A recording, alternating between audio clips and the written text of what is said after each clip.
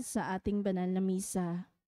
Isama po natin sa ating panalangin ang pasasalamat ng Regacho family, Panlaki family, Belen Regacho, Dorado family, Wilma Domingo, Lydia Cascasan and family, Gillette Pangco, Cecil and J. Rigodon and family, Peter John Sino Cruz, Tisha Luna, Emma Alising, Edelberto and Evelyn Gingab. Natatanging kahilingan para sa agarang pagaling nila Emelita and Amelito Sibilia, Rodrigo Ramirez, Ronald Salamat, Mildred Recla, Jasmine Sebeldia Lim, Maribit Doroen, Catalina Alba, Mardi Agtarap, Raquel Enosanto, Leia Rose, Chris Downing, Marian Barberi, Teresa Tanshinko, Estela, Blanche, Ilio, Brandon, Ed, Linda, Esto, Cory and Vang Santos, Lay Eranista, Janet Herrera, at Eduardo Salido. Natatanging kahilingan nila Ronald Salamat, Melissa, Madeline Tanchinko and family, Diane and Chris Jang, Jenny Season, Gillette Pangco, Panji Villanueva and family, Brian De Gelo, Lazare, Brian Lloyd, Darlene Jayela at Legaspi.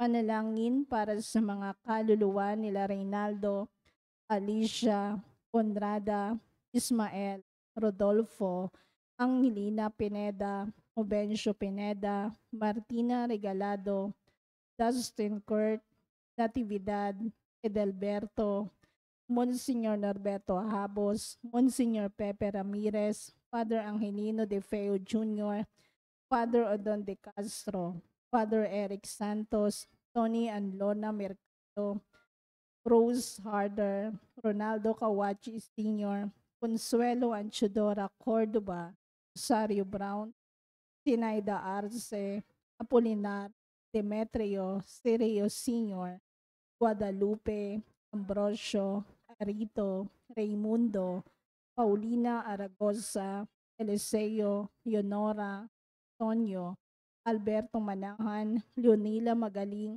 Andres Luistro Sr., Carmen Bukod, Mary Vercel Maghanoy, Felix Rosalia, Lourdes, Ignacia, Victorio, Marvin Clark, Teresita and Romeo, at Feliciano Manzano. Tumayo ang lahat para sa orasyon.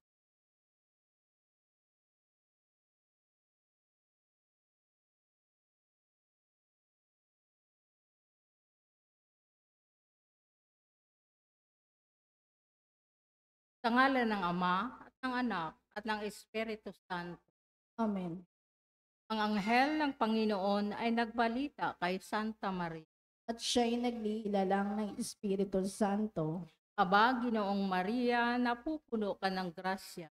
Ang Panginoong Diyos ay sumasa iyo. Bukod kang pinagpala sa babaeng lahat at pinagpala naman ang iyong anak na si Jesus. Santa Maria, Ina ng Diyos, ipanalangin mo kaming makasalanan, ngayon at kung kami mamamatay. Amen. Narito ang alipin ng Panginoon. Maganap nawa sa akin ang ayon sa wika mo. Aba, Ginoong Maria, napupuno ka ng grasya. Ang Panginoong Diyos ay sumasa iyo. Bukod kang pinagpala sa babaeng lahat at pinagpala naman ang iyong anak na si Jesus. Santa Maria, Ina ng Diyos, ipanalangin mo kaming makasalanan, ngayon at kung kami mamamatay. Amen. At ang salita ay nagkatawang tao. At nakipamuhay sa atin. Aba, Ginoong Maria, napupuno ka ng grasya. Ang Panginoong Diyos ay sumasa iyo. Bukod kang pinagpala sa babaeng lahat at pinagpala naman ang iyong anak na si Jesus. Santa Maria, Ina ng Diyos, ipanalangin mo kaming makasalanan, ngayon at kung kami mamamatay. Amen. Ipanalangin mo kami, O Santa na Ina ng Nang Diyos. kami maging ganap na makinabang sa mga pangako ni Kristo. Manalangin tayo. Panginoon naming Diyos, Kasihan mo nawa ang aming mga kaluluwa sa iyong mahal na grasya at yayamang dahilan sa pamamagitan ng anghel ay nakilala namin ang pagkakatawang tao ni Hesukristong anak mo. Pakundangan sa mahal na pasakit at pagkamatay niya sa krus, papakinabangan mo kami ng kanyang pagkabuhay na mag-uli sa kadakilaan sa langit sa pamamagitan ni Hesukritong aming Panginoon. Amen. Amen.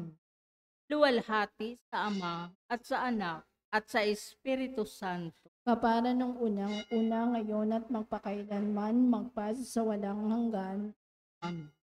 Sa ngalan ng Ama, Anak at ng Espiritu Santo. Amen.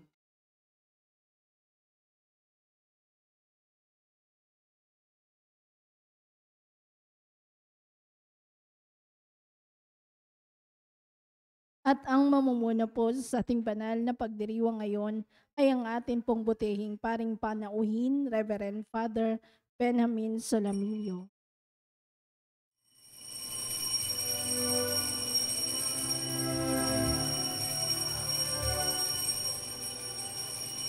Pagmamahal sa Panginoon ay simula ng karunungan. Ang kanyang kapurihay manatili magpakailanman. Purihin ang Panginoon, siya'y ating pasalamatan sa pagsasama at pagtitipon ng kanyang mga anak. Pagmamahal sa Panginoon ay simula ng karunungan. Ang kanyang kapurihay manatili magpakailanman.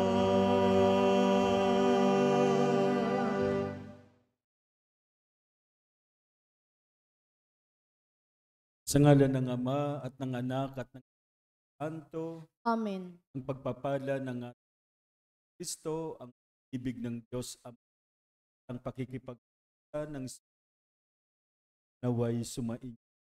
At sumaiyo rin.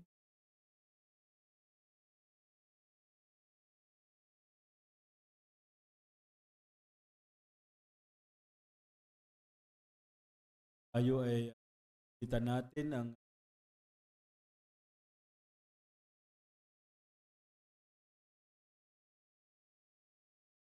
kaya sa ang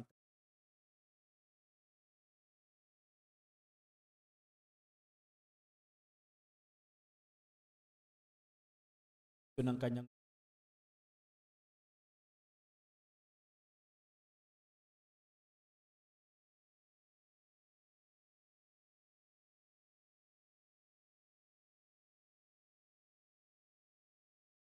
sentro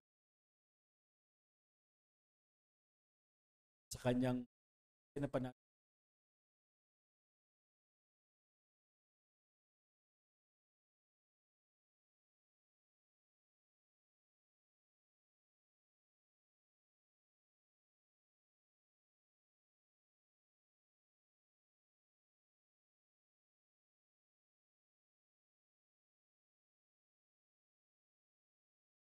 Pang tayo dapat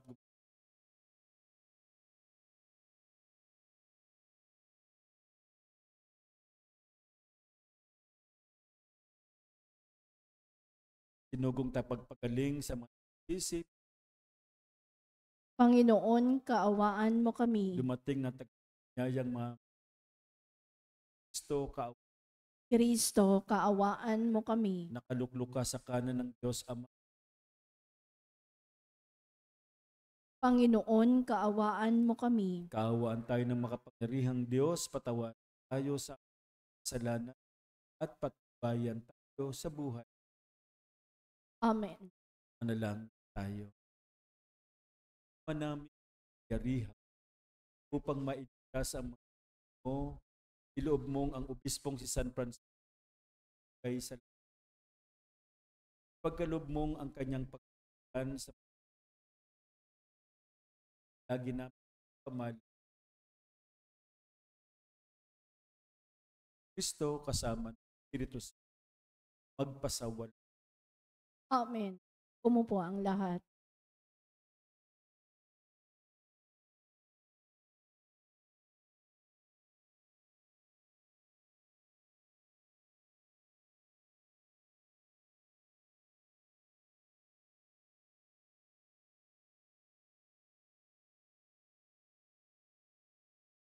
Pagbasa mula sa ikalawang aklat ni Samuel. Noong mga araw na iyon, sinabi ng Panginoon kay ganito ang sabihin mo, ipagtatayo mo ba ako ng tahanan? Mula nang ilabas ko sa Ehipto ang Israel, wala pa akong bahay na masasabing akin. Hanggang ngayon, tulda pa ang aking kahit lagi akong kasama na wala akong sinabing anuman sa anumang hukom tungkol sa tahanang Sedro na dapat kong tahan. Gayong ako ang pumili sa kanila upang mamahala sa aking kawan. Sabihin mo rin sa lingkod kong si David ang salitang ito ng Panginoon. Inalis kita sa pagpapastol ng tupa upang gawing pinuno ng bayang Israel. Kasama mo ako sa ang mangdako at lahat mong makaaway ay aking people. Gagawin kong dakila ang iyong pangalan tulad ng mga dakilang tao sa daigdig. Bibigyan ko ang Israel ng kanyang lupa at doon ko pati wala nang gagambala sa kanila roon. Wala nang aalipin sa kanila tulad noong una. Buhat nang maglagay ako ng hukma, magiging payapa ka sapagkat wala nang gagambala sa. Bukod dito, akong Panginoon ay nagsasabi, patatatagin ko ang iyong sambahayan. Pagkamatay mo, isa sa iyong mga anak ang ipapalit. Patatagin ko ang kanyang kaharian. Siya ang magtatayo ng templo para sa akin. At sa kanyang angkan magmumula ang maghahari sa aking bayan magpakailan. Kikilanlin ko siyang anak at ako na may magiging. Parurusahan ko siya tulad ng pagpaparusa ng ama sa nagkasalang anak. Ngunit ang paglikap ko sa kanya magbabago. Di tulad ng nangyari kay Saul. Magiging matatag ang sambahayan, ang iyong kahay, hindi mawawaglit sa aking paningin at manatag ang iyong isinaysay ni Nathan David lahat ng sinabi sa kanya ng Panginoon. Ang salita ng Salamat sa Diyos. Salmong tugunan ang atin pong itutugon. Sa Kanya mananatili ang aking pag-ibig lagi. Tayo pong lahat. Sa Kanya mananatili ang aking pag-ibig lagi. sabi mo, O Poon, ikaw ay may tipan na iyong ginawa kay David at ito ang iyong pangakong isa sa lahi mo laging maghahari ang kaharian ay Sa Kanya mananatili ang aking pag-ibig lagi. ako'y tatawaging ama niya't tagapagsanggalang niya't gagawin ko siyang anak na panganay, mataas na hari. Sa Kanya mananatili ang aking pag-ibig lagi. Ang aking pangako sa kanya'y iiral at mananatili sa kanya ang tipan. Laging maghahari ang isa niyang angkan, tatag ng langit, yaong kahari. Sa Kanya mananatili ang aking pag-ibig lagi. Tumayo ang lahat. Alleluia, Alleluia. Wikain mo, o nakikinig ako sa iyo mga salita.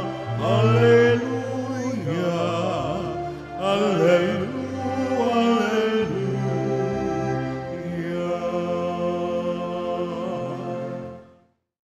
Sumainyo ang Panginoon. At sumaiyo rin. Ang mabuting balita ng Panginoon ayon kay San Marcos. Papuri sa iyo.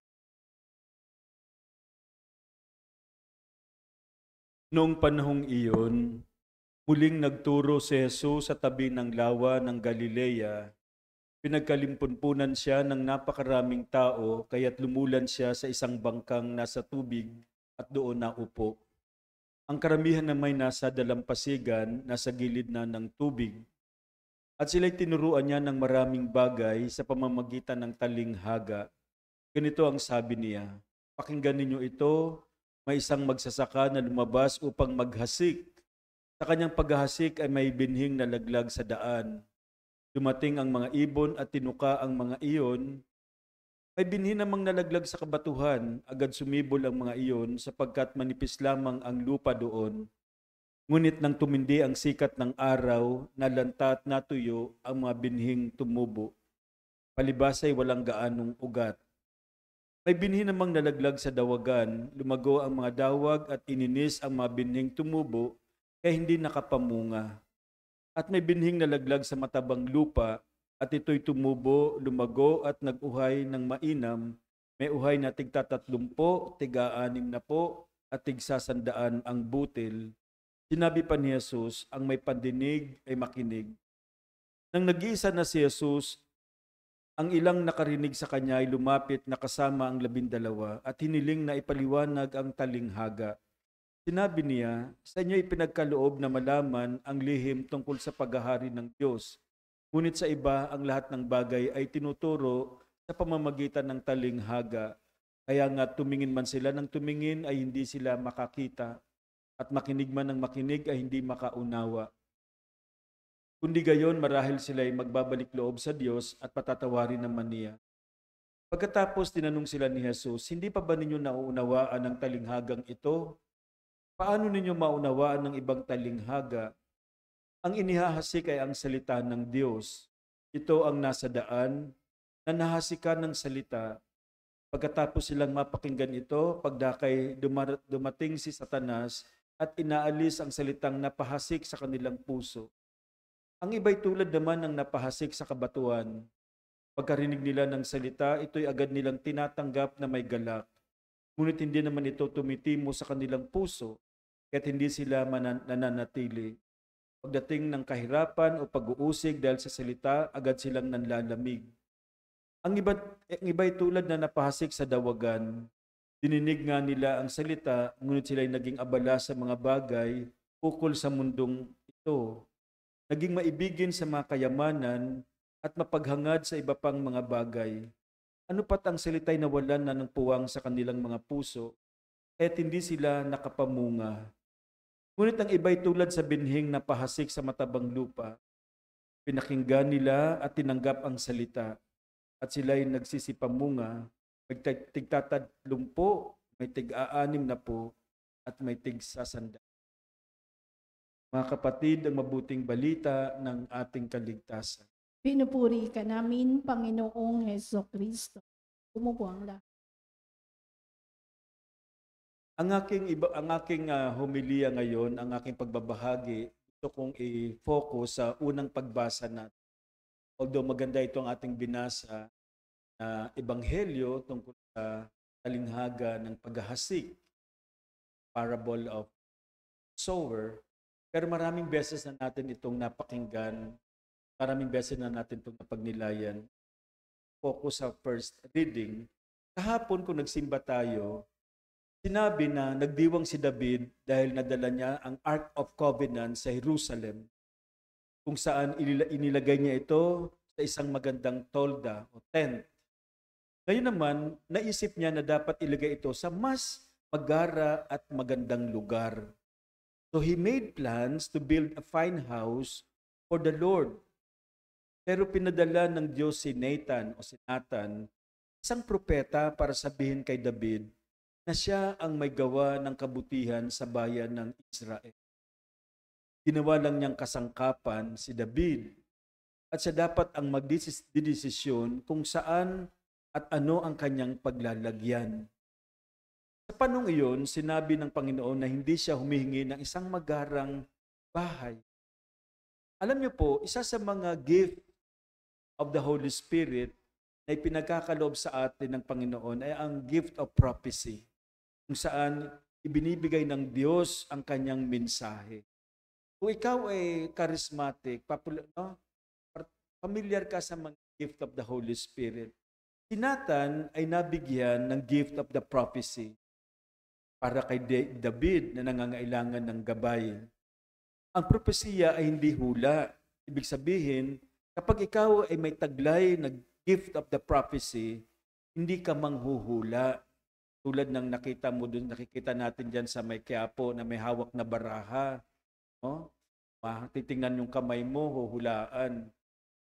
O di kaya kapag nawalan ka ng isang bagay, lalapit ka doon at ipapahula mo kung nasaan na yung bagay na hinahanap mo. Hindi yun manghuhula. May mga bagay sa mundo na isinasaalang-alang natin dahil kung hindi ito natin papansinin, maaring magkasala tayo o malihis tayo ng direksyon. Kaya kinakailangan nating pagdasalan bago natin gawin.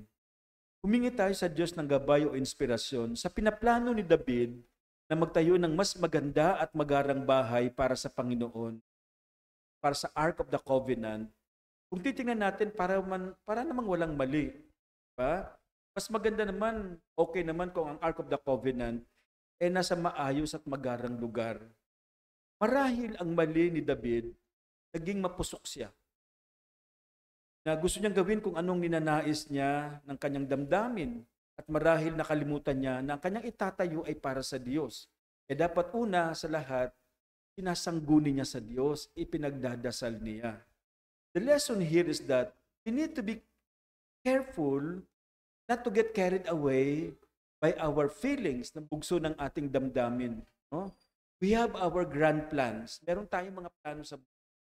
But we forget to listen to the Lord. Sana matutunan natin na makinig sa Diyos dahil nangungusap sa atin. Kapag meron tayong gagawin na medyo malakihan o may balak tayong gawin na medyo importante para sa atin, it is important to seek counsel. Yun bang sasangguni ka sa iba para sa balak mong gawin at hihiling ka ng dasal, luluhod ka, if you will fold your knees and pray for your plans. Maraming lumalapit sa aming mga pare upang humiling ng panalangin para sa kanilang mga balak at mga planong gawin. Hindi naman kinakailangan sa pare. Pwede kayong lumapit sa kapwa laiko who is also wise and learned. Importante ang panalangin at counsel. If we are open to being guided, the Lord can reveal His will to us in countless other ways. Alam niyo ba, maraming telling influences ang Diyos sa buhay natin.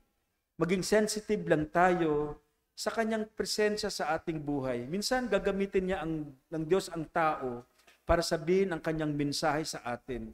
No? Hindi tayo sensitive. Minsan may lalapit sa atin, pinadala na pala ng Diyos sa atin ito upang ipadala ang kanyang mensahe.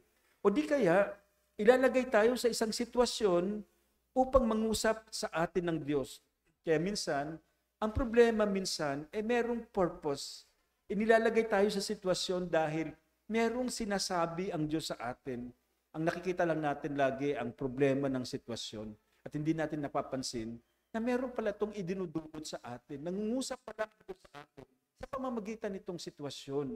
O di kaya ang Biblia, ang banal na kasulatan, ay isang daan para marinig natin ang kanyang sinasabi. No? Yung tawag sa mis, nagsasalita ang Diyos sa atin. Nangungusap ang Diyos. O yung mga nasa paligid natin can be His loud message to us. Kaya lang hindi natin napapansin. Gusto niya tayong gabayan, pero hindi natin siya napapansin. The Lord wants to guide us. If you are willing, He can. Si Haring David ay nakinig kay Nathan at mas malalo pa siyang nabiyayaan. Sa ating buhay, subukan nating makinig sa salita ng Diyos at sundan ito. Maaring salungat sa ating mga ninanais, pero pilitin muna nating sumunod sa Diyos. Sapagkat natitiyak ko sa bandang huli, magdudulot ito ng kaginhawaan at karangyaan sa ating buhay. Minsan mahirap sundin, pero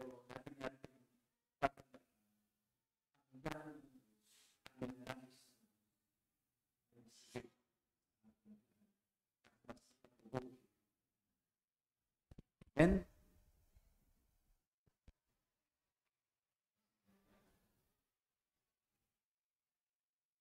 tinuturuan tayo ni Kristo sa pamamagitan ng mga talinghaga. Si Kristo ang manghasin ng pilihan sa salita ng Diyos. Tinuturuan tayo sa pamamagitan ng sa bawat talinghaga ng ito. Panginoon, dinggin mo ang aming panalangin. Panginoon, dinggin mo ang aming panalangin.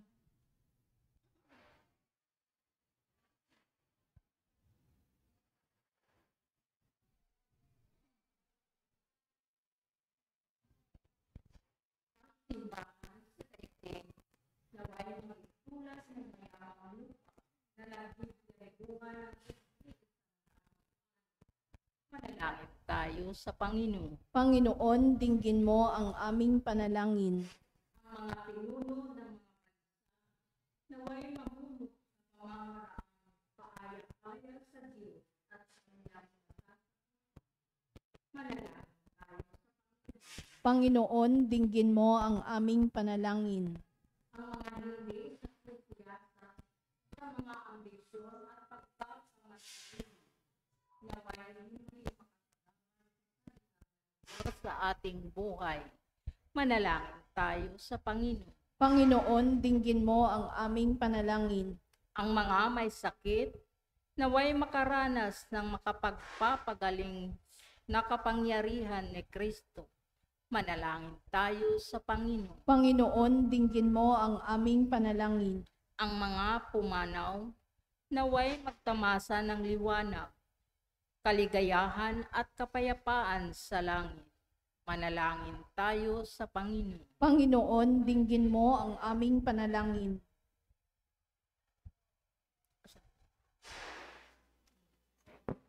Sa sandali ng katahimikan, isama natin ang ating mapansariling kahilingan. Makalangit na Ama, tulungan mo kaming makilala ang binhi ng iyong salita at gawa sa aming buhay. Huwag nawa kaming magambala ng mga alalahanin ng mundong ito, bagkus maging maliksi kami sa paglilingkod upang mamungang aming mga mabubuting gawain. Hinihiling namin ito sa pamamagitan ni Kristong aming Panginoon. Amen. Umupo ang lahat.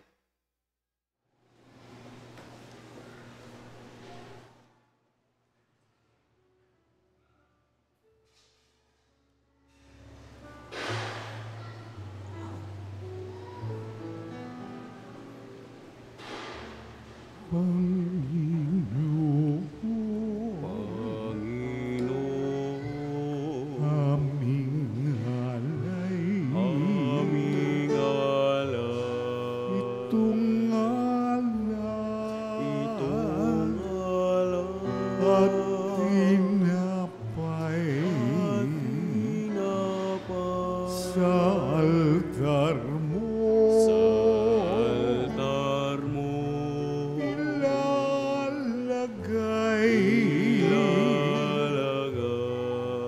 Tanggapin sa iyong kamay.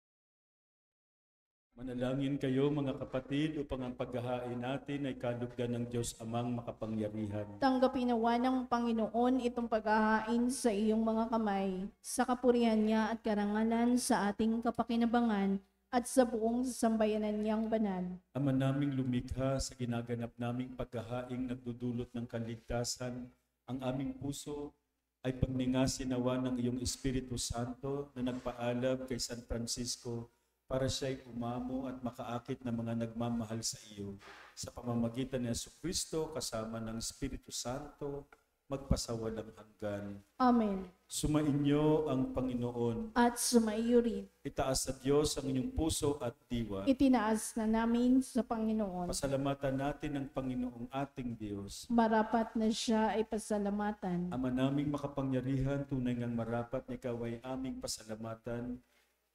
Ang pagpaparangal sa iyong kabutihay, lagi mong pinahalingaw sa iyong sambayanan sa pagkakaroon ng mga kaanib na maasahan at tapat tulad mo sa pananagutan upang magbunga ang punyagi ng iyong anak na sa iyong pag-ibig kami makatulad. Ang mga banal na tao ay tumutulong sa lahat sa pagbibigay halimbawa at pananalangin wagas. Kaya kaisa ng mga anghel na nagsisiawit ng papuri sa iyo nang walang humpay sa kalangitan, kami nagbubunyi sa iyong kadakilaan. Santo, Santo, Santo, Diyos makapangyarihan, puspos ng walhati ang langit at lupa. Hosanna, Hosanna, sa kaitaasan, pinagpalang narito sa ngalan ng Panginoon. Hosanna, Hosanna, sa kaitaasan. Hosanna, Hosanna, sa kaitaasan.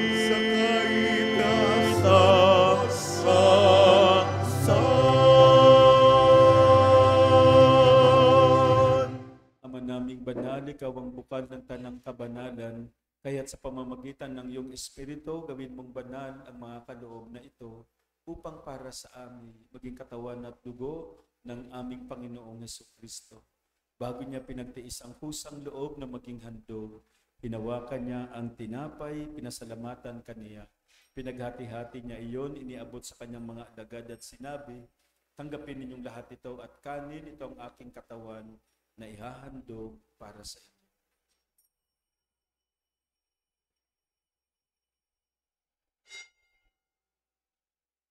Gayun din naman nung matapos ang hapunan, hinawakan niya ang kalis. Muli kanyang pinasalamatan. Iniabot niya ang kalis sa kanyang mga alagad at sinabi, tanggapin ninyong lahat ito at inumin, ito ang kalis ng aking dugo, ng bago at walang hanggang tipan.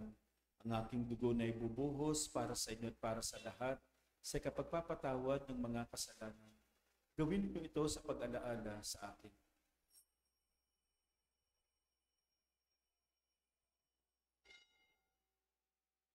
Ipagmunyan natin ang misteryo ng pananampalataya. Si Kristo'y namatay, si Kristo'y nabuhay, si Kristo'y babalik sa wakas ng panahon. Ama, ginagawa namin ngayon ng pag-alaala sa pagkamatay at muling pagkabuhay ng iyong anak, kaya't iniaalay namin sa iyo ang tinapay na nagbibigay buhay at ang kalis na nagkakaloob ng kaligtasan.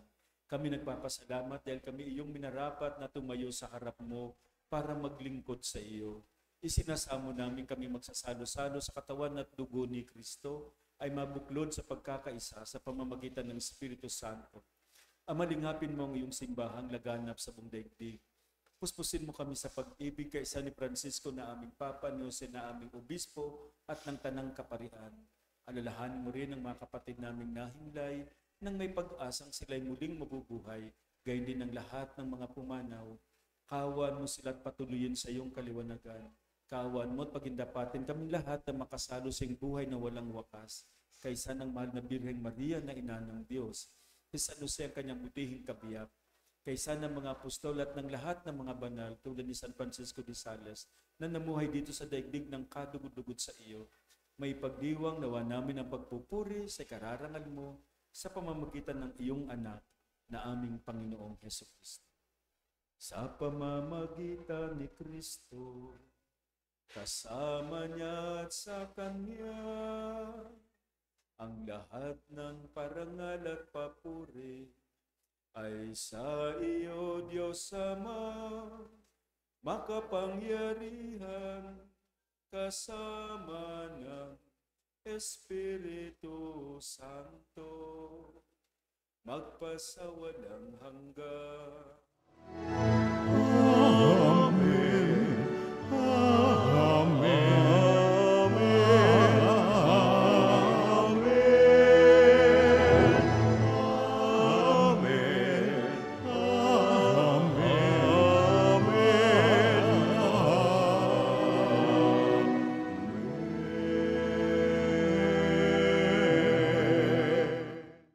Sa tagbili naman nakagagaling na utos sa turo ni Jesus na Panginoon natin at Diyos, ipahayag natin ang lakas na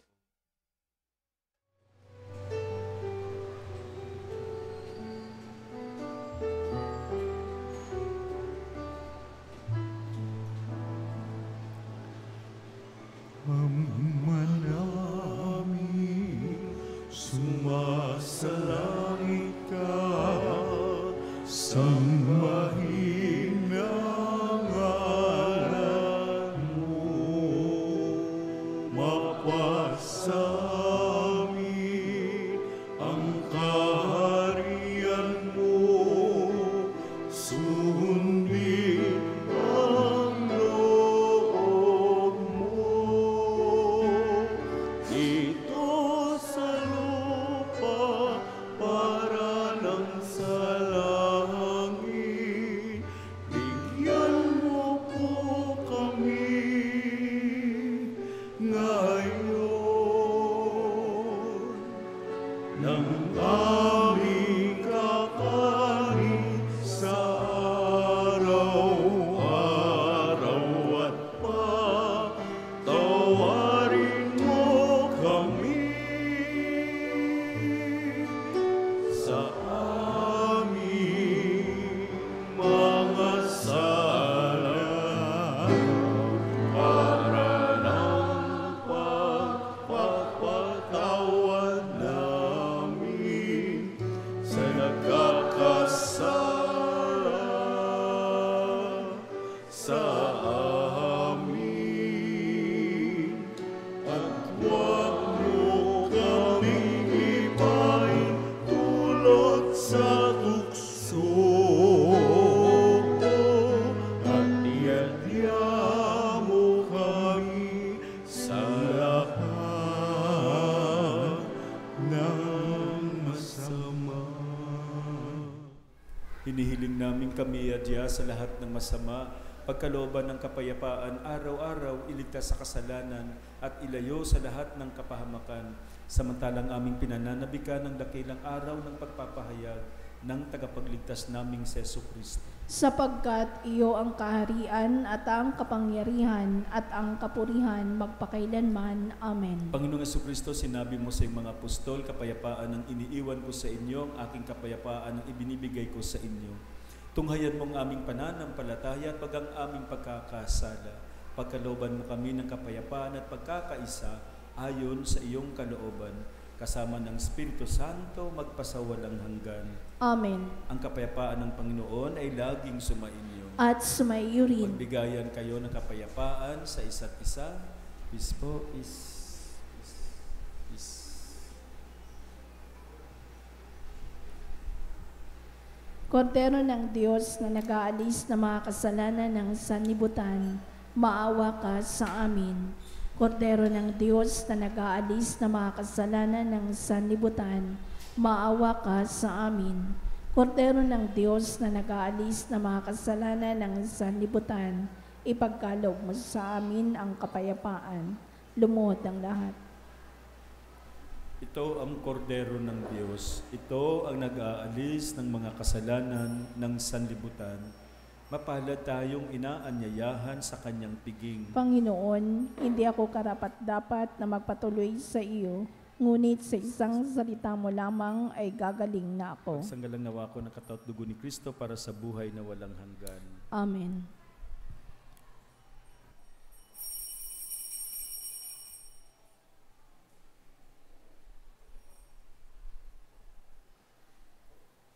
Ang katawan ni Kristo,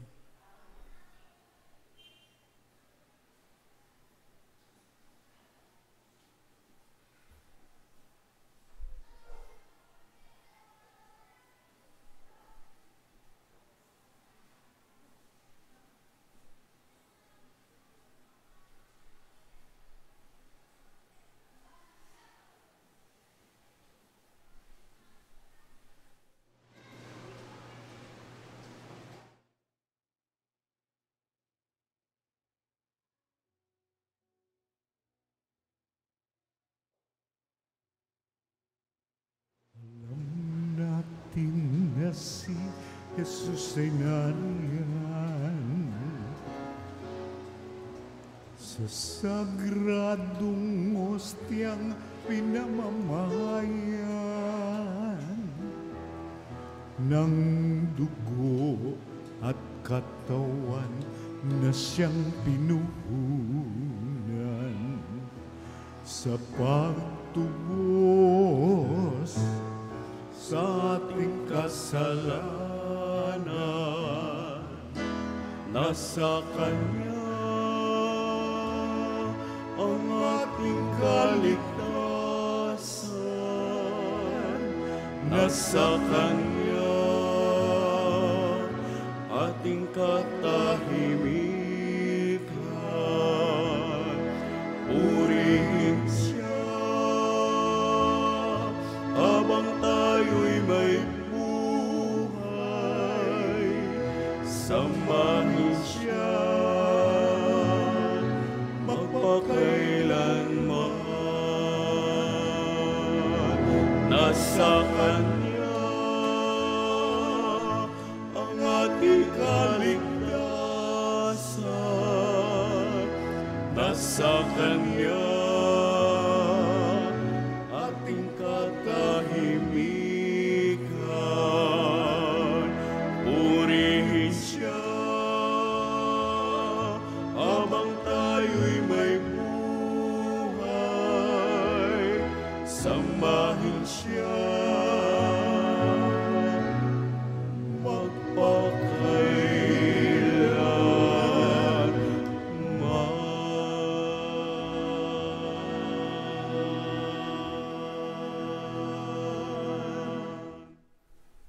Manalangin tayo.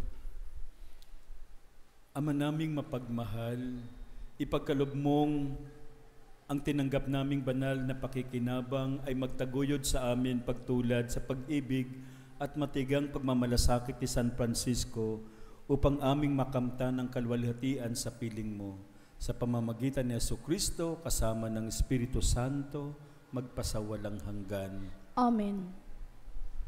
Maraming salamat po sa lahat ng nakiisa sa ating banal na misa ngayong gabi at sa lahat ng nag-serve, naglingkod at naghanda para sa ating pagdiriwang. Maraming salamat po. Sumainyo ang Panginoon. At sumaiyo At rin. pagpalain kayo ng makapangyarihang Diyos Ama, Anak at Espiritu Santo. Amen. Natapos na ang banal na misa, taglayin ninyo sa pag-alis ang pag-ibig, galak at kapayapaan ni Kristo. Salamat sa Diyos. Maraming salamat po.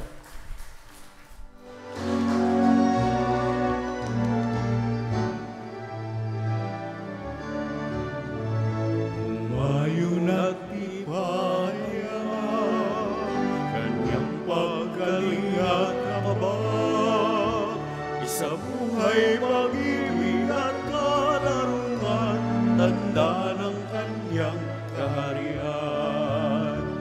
Ang mga dakila't dukha, ang banal at makasalanan, ang bulag at lumpo, ang api at sugatan, ang lahat ay